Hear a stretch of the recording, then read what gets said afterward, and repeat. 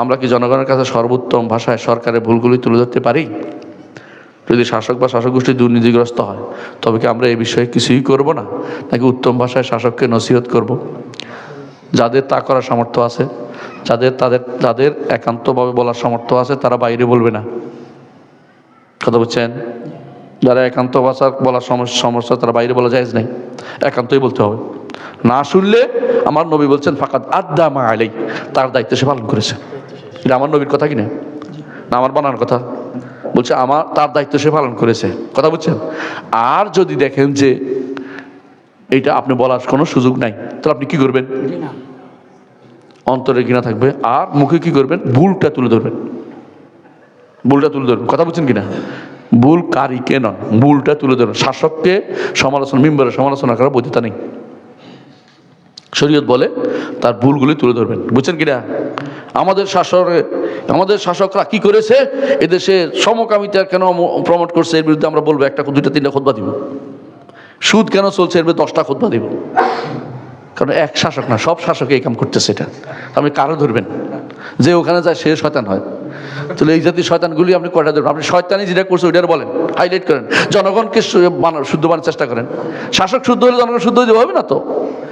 সুদ যেভাবে চলতেছে, আপনি কয়জন শুদ্ধ মানুষ মনে করতেছে না, গুনার কাম মনে করতেছে না। সুদী ব্যাংক থাকতো নাকি? সুদী ব্যাংকে যারা লেনদেন করে কি 1-2 জন নাকি? কয়জন? কোটি কোটি মানুষ। তো এদের শুদ্ধ করার দায়িত্ব কে নেবেন? মনে করছেন আপনি বিশ্ব বন্ধ করে দিলে বন্ধ হয়ে যাবে? তা বন্ধ হয় না, কিন্তু ভিতরে ভিতরে তো দাদন চলবে। তো দাদন চলবে, বুঝুন তো? মানে একটা হলো আইন করে খাচ্ছে, একটা বেআইনিভাবে খাচ্ছে, এটাই তো পার্থক্য। আপনি যদি মানুষ ঠিক করতে পারি, আমরা কথা বলতে পারি, সাবধান করতে পারি, এগুলো হারাম হারাম হারাম, তো এগুলো কাজে লাগবে। শাসকের আক্রমণ করে দিয়েছেন, দ্বিতীয় দিন আপনার ধরে রাখছে, আপনি মুখ বন্ধ হয়ে গেছে, আপনি কি করলেন? ভালো কাজ করলেন? আপনি সবসময় কি করবেন? ভুলটুকু হাইলাইট করবেন, ভুলকারীকে হাইলাইট করবেন। যদি কোনো সে আপনার অধীনস্থ হয় বা কথা শুনবে এরকম হয়, যারা শুনবে না, যাদের ক্ষমতা আছে, মাথা গরম আছে, ওরা আপনাকে মেরে ফেলতে পারে। আপনি কি লাভ হবে তখন? ইমাম আহমদ ইবনে হাম্বল রাহিমাহুল্লাহ তার সময় শিরকি ভুল করছে। শিরকি ভুল বুঝেন? শুধু সুদখোর ঘুষখোর আর মাত্রা মিনা উল্টা পাল্টা না, শুধু শিরিক করতেছে কে? খলিফাতুল মুসলিমিন। আল্লাহর কোরআনকে সৃষ্ট বলা তো শিরক, কুফর, কোনো সন্দেহ আছে? বড় কুফর। তারপরে ইমাম আহমদ ইবনে হাম্বল বলছে আমিরুল মুমিনিন, নসিহত করতেছে, বাইরে শিরকের এর বিরুদ্ধে কথা বলতেছে।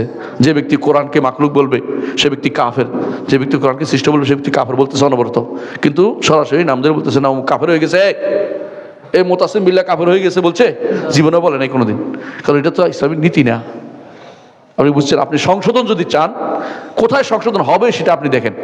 যেখানে আপনি বললেও কাজে লাগতেছে না, একান্তে বললে কাজে লাগছে, সেখানে বলেন। না হলে আপনি তাদেরকে উচ্চারণ করে বলাটা যে খারিজের নীতি। খারিজের নীতি যারা তোমাদের যুবকরা যদি থাকো, আল্লাহর কাছে তওবা করে মাফ চাই না, এটা কোনোদিন নীতি না, এটা সাহাবাকের নীতি ছিল না, তাদের নীতি ছিলই না এটা। কথা কি বুঝছেন? কিন্তু যদি এরকম কেউ ক্ষমতাবান ব্যক্তি হয়, যার কথা সবাই মেনে একদম মানে, তো তার উচিত তখন তাকে যে এটা বলা। যেমন কে বলেছেন? আবু সাঈদ খুদরি রাদিয়াল্লাহু আনহু। কথা বুঝছেন?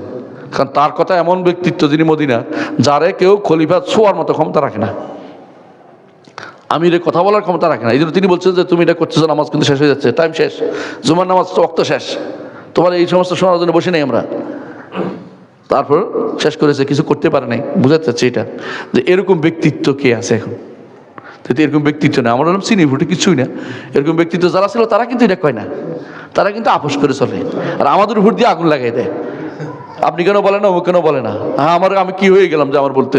কি আমি সর্বোচ্চ ইউনিভার্সিটি একটা প্রফেসর, কত হাজার হাজার প্রফেসর আছে, কি কামে লাগে এগুলি?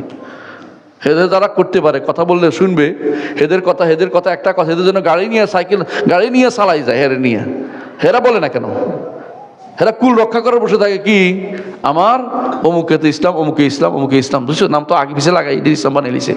এদের রক্ষা করার চিন্তা, জমি জমা পাওয়ার চিন্তা, মাদ্রাসা করার চিন্তা, এই চিন্তা বসে বসে আর কিছু বলে না, হক কথা বলে না। কথা বুঝছেন কিনা? সুতরাং শরীয়তের বিধান হচ্ছে যে, আবারও বলছি, মনে রাখবেন, যে ব্যক্তি একান্তে বলতে পারে তিনি বাইরে বলবেন না, একান্তে বলবেন, তাহলে তারা দায়িত্ব আদায় শেষ। যে একান্ত বলতে পারেন না, তার ক্ষমতা নাই, তিনি কি হাইলাইট করবেন? কে ভুলগুলিকে হাইলাইট করে বলতে থাকবেন, বারবার বলতে থাকবেন, তার দায়িত্বের ভিতরে পড়ে। কিন্তু ব্যক্তিকে, তাকে ঘৃণা করবেন মন থেকে, যে সে কি এই অন্যায়গুলি করছে। বুঝে আসছে কথাটা? তারপরে তাকে যদি কোনো রাষ্ট্রপ্রধান হয়, তার জন্য আবার হেদায়েতে দোয়া করবেন, যারা আল্লাহ তাআলা তার হেদায়েত দেয়।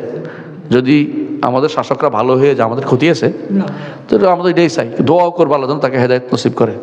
দোয়া হেদায়েত না হলে তো কী হবে আল্লাহই জানে, আমাদের দোয়া কবুল হবে তো এমন কথা নেই। তো এই জন্য আল্লাহ হেদায়েত জীবিত অবস্থায় তার জন্য হেদায়েত দোয়া করা সবার জন্য জায়েজ আছে। কাফেরের জন্য হেদায়েত দোয়া করা জায়েজ নাই? আছে। তাহলে যদি কোনো আপনার শাসক যদি কোনো আপনার কাছে কাফেরও হয়, হেদায়েত দোয়া করেন, আল্লাহ যেন তারা হেদায়েত দেয়, তার ঈমান আনে, সমস্যা কি? এটুকু তো জায়েজ।